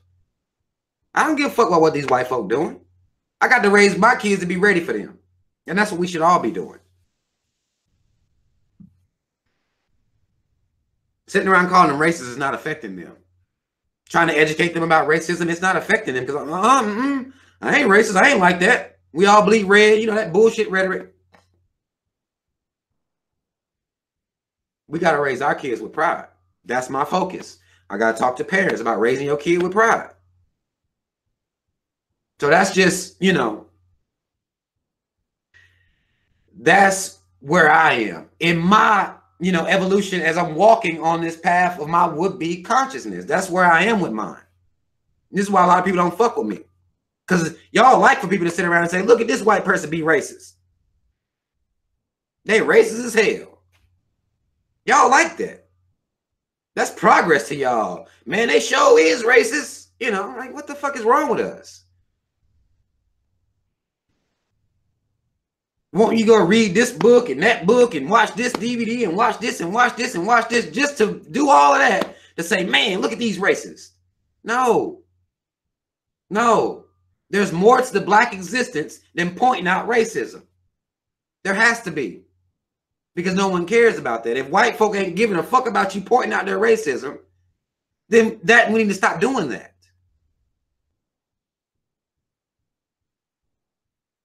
Y'all love for black people to sit around and call out racism. Now, I'm on black parents' ass to raise your kid to be prepared to deal with that racism, and ain't nobody trying to hear my message. You see, I do. Look, not y'all, okay? I love y'all. I appreciate y'all for being here. I do. To listen to this type of message. But typically, these would-be conscious, woke, pro-black, whatever they want to call themselves, just like listening to black people call other white people racist. That's it. That's the conscious effort. And that's not enough, because that's not changing anything, you see. We got to raise our kids with codes. I watched this documentary on Netflix. Some of y'all actually are privy to, I'm going to pull it up. Some of y'all are privy to, I shared it on my Instagram as well as my Facebook page. If you want to follow either one of those pages, links in the description box. But if you look at what the Black Panthers were doing, and it actually was a PBS special that came out in 2015. But if you look at what the Black Panthers were doing, they were getting to these kids and instilling that pride that would make a kid. I even saw in here, it was a white cop. He testified that it was a 7-year-old little girl. He tried to speak to that little girl, and she said, "Fuck you, pig." A 7-year-old little girl. Now, a 7-year-old little girl won't do that. Now, typically, if a black child these days is going to look at a cop, and that's somebody to bow to, lay down to, kiss the shoes of. Like, no, motherfucker, you are killing and brutalizing my people. Fuck you. Get the fuck out of here. 7 years old. That shit touched my goddamn soul. It touched my spirit, because that's what I'm talking about. Our kids have to be raised with a different mindset other than just calling people racist. Who gives a fuck about that? We have to be tired of that.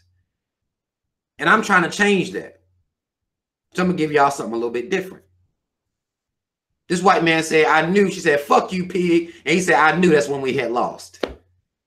Now, they regained their power back. If you watch this documentary on the Black Panthers, it will be very telling. I think, again, it's on Netflix. Y'all be Netflixing and chilling all the time anyway. Well, I need for y'all to be Netflixing and putting some empowerment into you and your children, too, while y'all at home. Netflixing and chilling, trying to get pussy, and, you know how y'all do. God damn it. Watching Bird Box, that goes viral, We on this bullshit, but this documentary on the Black Panthers on Netflix, 2015 PBS special, I think that all black people should watch it. It'll show you the rise and fall. I learned a couple things while I was watching, because I study the Black Panthers anyway, because I like their mentality.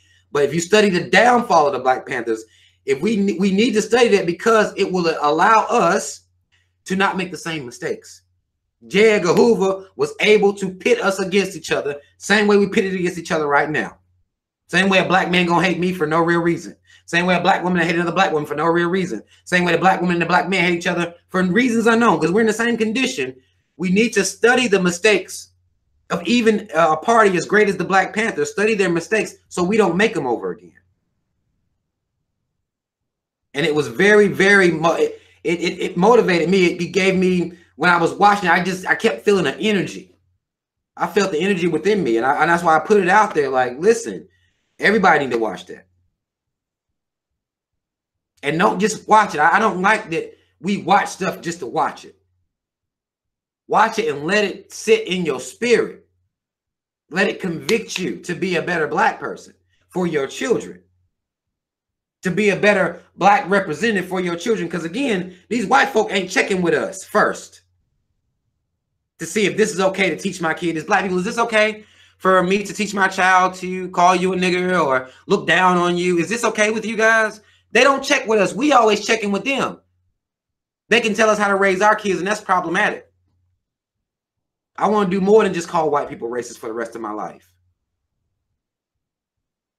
I want to evoke something in black people to make us change. To make us a better people. That's what I'm about.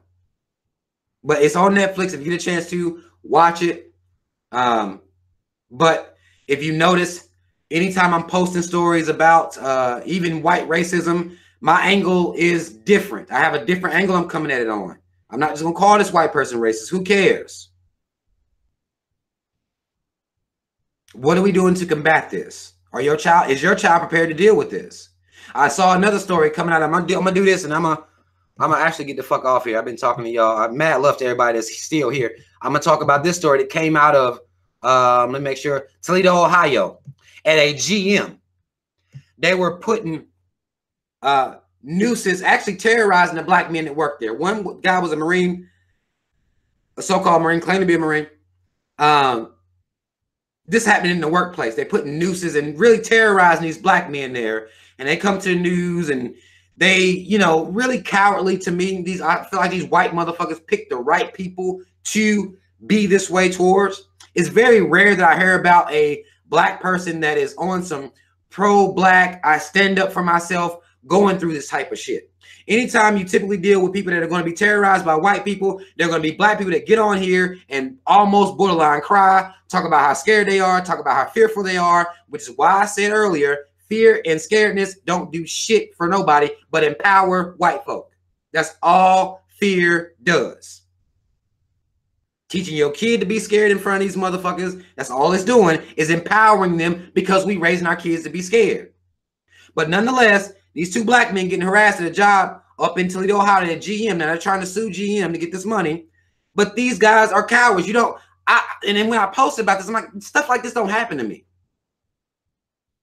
Stuff like this doesn't happen to black people who got pride. And you can tell by listening to the goddamn interviews. If you listen to any of these interviews of these black folk, you listen to Christians talking, crying, talking about praying. So one man on here talking about how he was praying and going to work every day.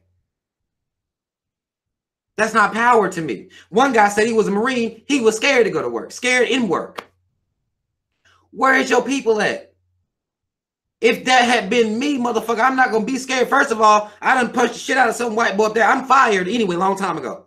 First noose I see, motherfucker, oh, it was you. I don't even know if it was you or not, but I'm going to punch you for this. And you can go tell whoever did it, even if it wasn't you, that this is the reason I did it. I don't care. It's because we have this cowardice mindset that we've been instilled in us since we were children. And a lot of these Marines, we think they got hands and they can fight and all this shit, but they got that patriotism programming where they bow into Uncle Sam any goddamn way. So you got white Jesus and Uncle Sam, both goddamn, as you laying on your face in front of these motherfuckers, you can't even defend yourself. This is a Marine. I'm thinking he got a goddamn lock mover. Even I saw another Marine, and we talked about this on my channel as well. Another Marine laying in the street while some homeless man had him at knife point. And he served in the Marines. Understand this, these mentalities, this white supremacist mentality that they instill in us in this inferiority complex even shows itself if you have would-be military training. Because the military is even indoctrinating their mind. They take orders from a white man. This man is a Marine. Where your homies at? You ain't got a Marine homeboys? You ain't got no family? Somebody was 12 more of them than it is of him. I don't give a fuck about none of that. They'd have had to use them goddamn nooses in that motherfucker. Because my heart too is my shit pumped too hard. But if you listen to these interviews, if you look at any interviews of white people that have been victims of white terrorism, or black people that have been victims of white terrorism, you hear the same type of rhetoric, and that's fear every time. Where are they getting it from? They mama nim, daddy nim. That's where they're getting it from. That's why it's so important that our kids are not scared to confront racism. I'm not asking a corporation to deal with racism for me. I done fought these motherfuckers already. We can deal with it now. We can do a lawsuit now because now I done had to fight them. I didn't want to have to do all of that. Now we can deal with the lawsuit, but I done fucked at least one of them up on behalf of their team. But this stuff don't happen to people like me. Because white folk don't run up on me like that. They're not going to run up on me and call me no nigger. I don't know anything about that. And I live in North Carolina. And I've been here all my life. And I haven't always been necessarily on no, you know, would be woke conscious and shit. But I ain't never. And now, ain't no white motherfucker about to decide, well, that's the one. We're going to terrorize him right there. No, they have to see something in you, a weakness in you to terrorize you like that. And we don't see that. We don't see that at all. We want to keep raising our kids to try to get the white folk to love them.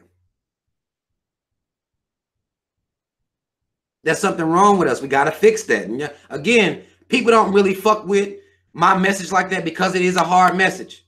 You got to kill that little inner coon inside of you. Got to kill it. Right now, y'all like for that little inner coon to be coddled. Y'all like for excuses to be made. Y'all wanting black people to get on here and waste their time pointing at white people, calling them racist for y'all. That's not what we doing here. We have to instill power and strength into our kids, into ourselves first, then into our kids. And I bet money on this, we'll see a lot less terrorism by these white motherfuckers. But since they know we scared and they know we want their acceptance every day, and they know all we gonna do is say, ooh, look, they racist. That's it. That's all we gonna do. Ain't no consequence for these motherfuckers most of the time. They know who to target. And sometimes they run up on the wrong motherfucker. And I love those videos where you see a motherfucking white motherfucker get stole on real quick. He thought it was a game. You thought, motherfucker. Not today, colonizer. Not today. Not this time. Now, most of the time you can get away with this shit, but not today. That's the type of shit we have to be on. And this segues me back to talking that Black Panther documentary. If you listen to how those white people talk, they said they were intimidated by the presence of the Black Panthers. Just the presence of the Black Panthers, just the presence of black people that's proud to stand up for themselves, they were intimidated by that energy. I walk around with that energy all day, every day, around every goddamn body. I don't care who it is. That's what we got to teach. I didn't get it taught to me, but I'm going to teach it to mine. And you can teach it to yours. You maybe didn't have it taught to you, but that's what we can do out here. Teach our children to also notice black face, anti-black people. This is all important for our self-esteem and for our self-love to even notice when a black person is being used against you as well. Because that was the fault of the Black Panthers. One of their huge faults was they didn't see that. All the motherfucker had to do was come in there like this. And that was good enough, you see. That's all it took. That was one of their fatal flaws. You learn from that. I don't give a fuck if people tell me I'm too hard on coons. I don't care because I've watched them take down entire goddamn movements of my people. So I don't care if people get mad at me for talking about coons. Rob, you can't be calling people coons. Yes, I can. I hate them. So I can. I've watched their work. I've seen what they've done. So I can hate them. And if that makes you uncomfortable, then you get the fuck out of here. They got my people murdered. People I admire murdered. So I'm going to talk about the motherfuckers because they're being used and they've been used the whole goddamn time. And my kids have to be able to learn how to see them too. Not just white folk.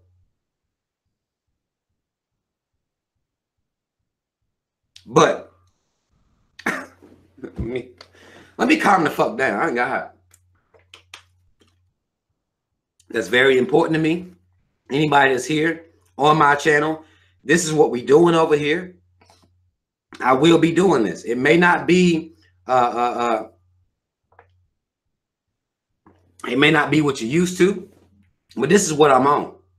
Pointing at white people, calling them racist, you're not gonna get that over here. And even if I am talking about how racist they being, I'm gonna talk about what black folk doing to counteract it, because you can't have one conversation without the other. I don't believe in that no more. I'm done with that. I used to do it. I'll have one conversation without having the other. But I done grew past that now. And watch out, and y'all be mindful of the people that's not growing either. I done told y'all to be mindful of these people. These are people I tell y'all to watch out for. Y'all don't listen to me. Watch out for these people that aren't growing. Begging you for money, not growing. Watch out for them. I may cuss too much. That's what I hear. I cuss too much sometime, and you know, all that. You can say all that about me, but I'm on some different shit. I'm trying to get our people to be better as a whole, and we got to do it through these kids. All right. I want to say that I appreciate y'all. Anybody that is wanting to make any form or sort of donation, links in the description box to do so. If you can't do that, because again, it doesn't matter to me whether you do or not, click the like button.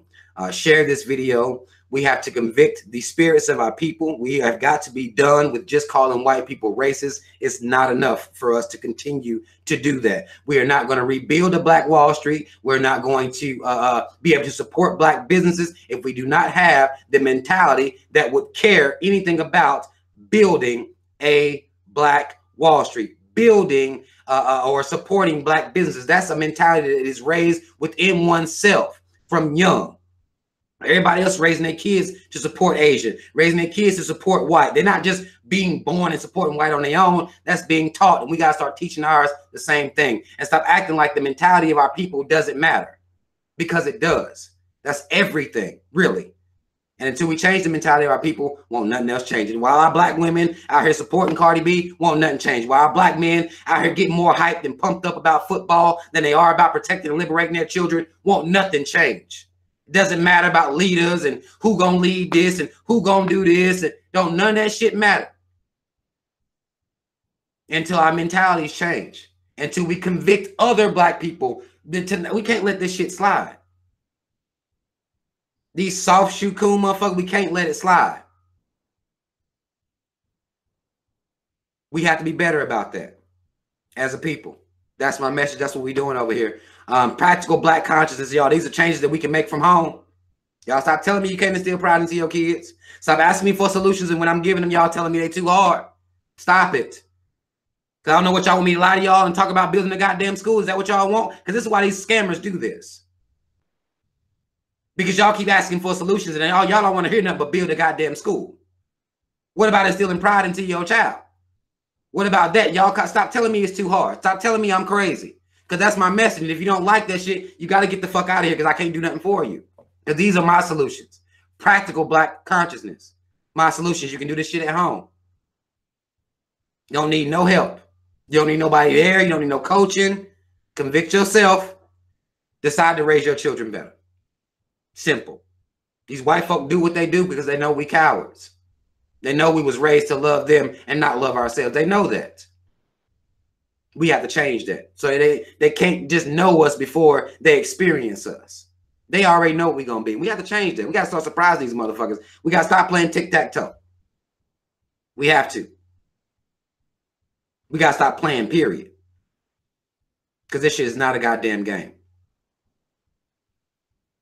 So, man, I love y'all. Shout out to Team Rob. Y'all already know what it is, man.